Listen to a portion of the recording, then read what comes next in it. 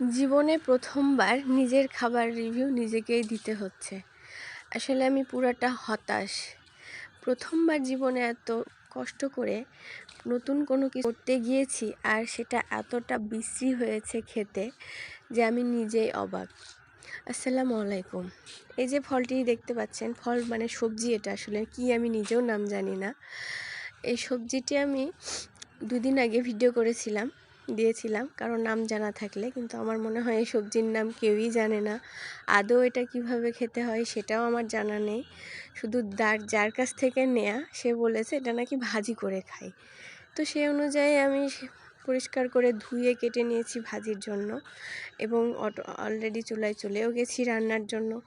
আমার তেল, লবণ, মশলা সবই বৃথা গেল এই ভাজিটা করতে গিয়ে।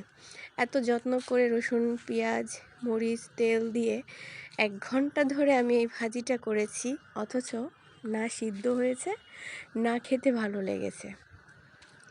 দেখতে যতটা সুন্দর মনে হচ্ছে, কিন্তু আসলে খেতে ততটাই জঘন্য। তবে ফেলে দেওয়ার মতো না।